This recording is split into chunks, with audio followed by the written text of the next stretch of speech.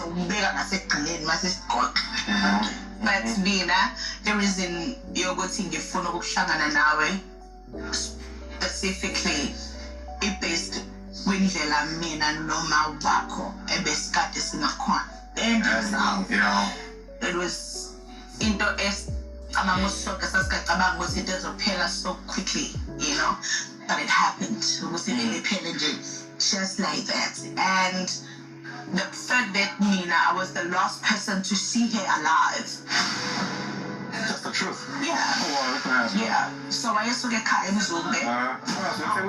No, we used to get ekhaya as in yeah. So she was with me the whole day. Wayefikile eMzumbe ekuseni ngabo 6. And makahamba, I stood there and ngimubukele hamba. Okay, and that was it. After some time, then I received a call. Cindy, I'm like, Cindy, Amy. Then I was shocked like that. So what's how kanjani?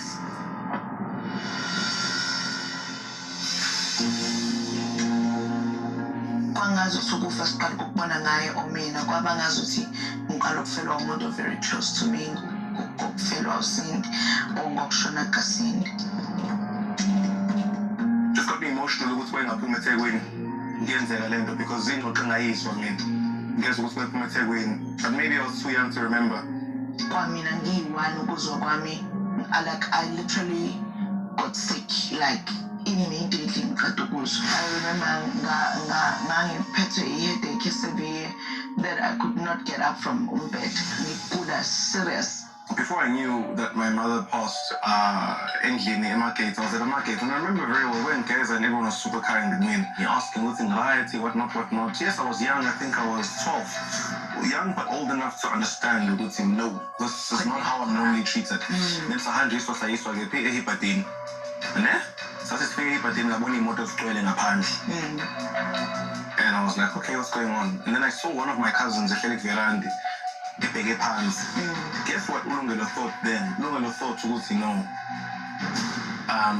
Maybe uyena cousin wami ushonelwe umuntu. Size la because cousin wami ushonelwe and therefore he's crying ngaphandle.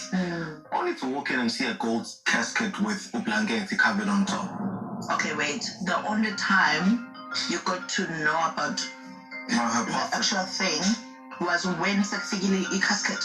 That's like on Friday. Yeah, that's exactly when I knew. So since I'm going to tell you the reality of this thing is deep. It's not a fantasy mean. It's very deep and it's very real because it's vivid. Nikumbula like it was yesterday. But my relationship with you has never been toxic and it's never going to be toxic. And I'll tell you why. I've got nothing against you. But what I do have something against is the relationship. I'll be very honest with that. Our conversation is definitely getting deep for the moment there.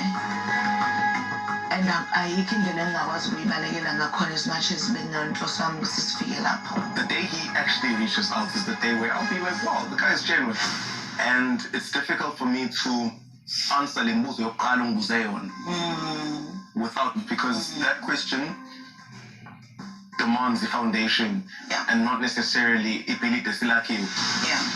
I know in the relationship umthombeni abenayo nolungelo kumane kube ne fallout just like that kumphatha kabi umthombeni. I know very well even the name of Bogoloshe igama likaLungelo noMthombeni bobabili kuphela lokho kuchaza ubudlelwano bebenabo ndawonye of a son